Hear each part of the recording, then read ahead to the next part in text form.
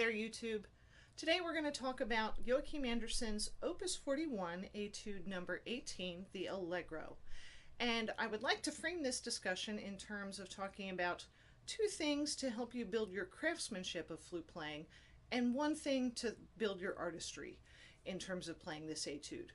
So when I think of craftsmanship when I'm practicing etudes, what I really think about is how can I use this etude possibly in a way that is different than the way that it was written for me to help me improve my flute playing skill. In other words, to help me become better at something than I am before I practiced this etude.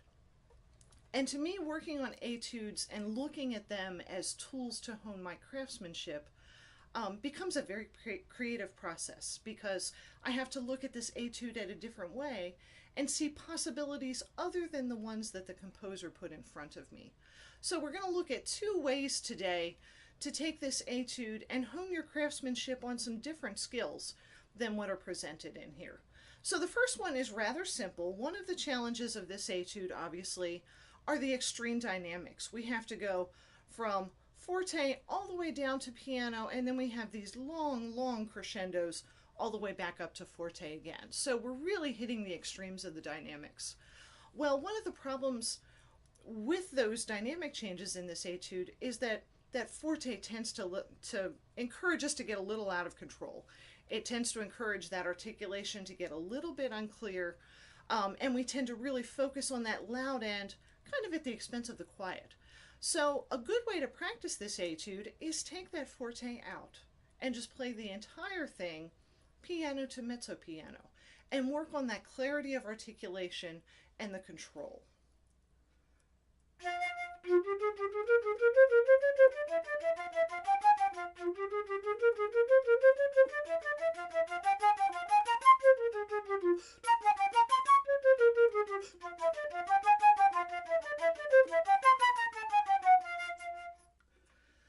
So you may find when you do that some things are a little bit more challenging, particularly that second section where you climb into the upper octave a little bit more.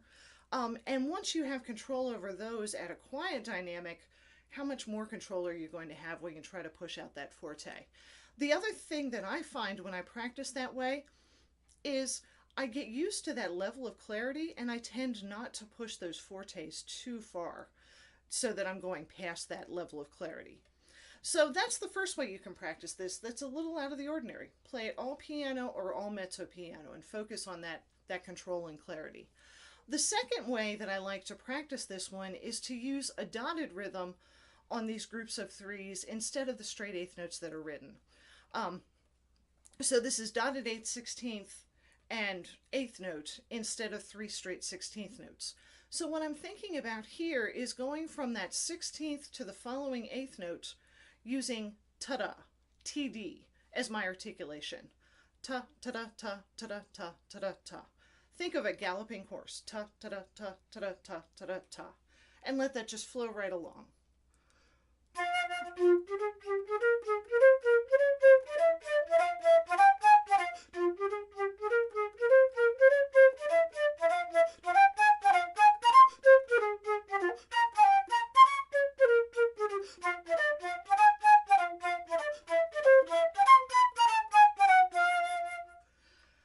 So obviously that's a completely different rhythm than what is written in this etude, but I think this etude really lends itself for practicing that rhythm.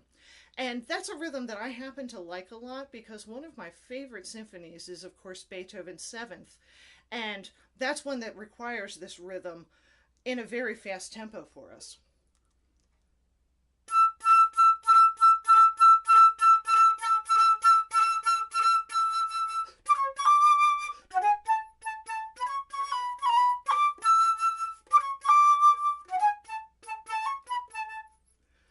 So practicing this etude with that rhythm really helps to prepare us for that Beethoven 7th when we have to play it.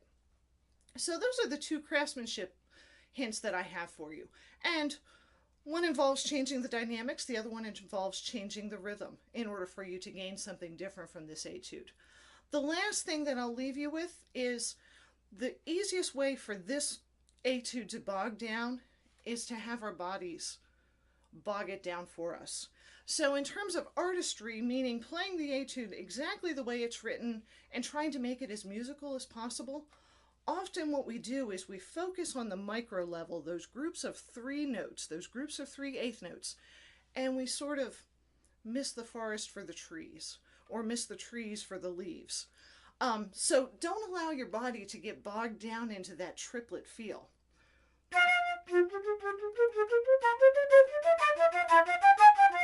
So I'm exaggerating quite a bit, but that's when the articulation tends to get unclear. We drag the tempo, we get those extra accents that we really don't want.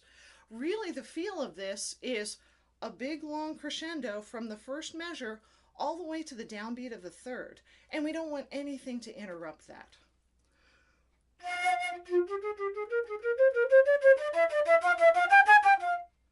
It's all one big long idea. So if you're pulsing at that triplet level, then you tend to miss that. I hope you found these tips helpful. If so, please hit the subscribe button below, and we'll see you next time.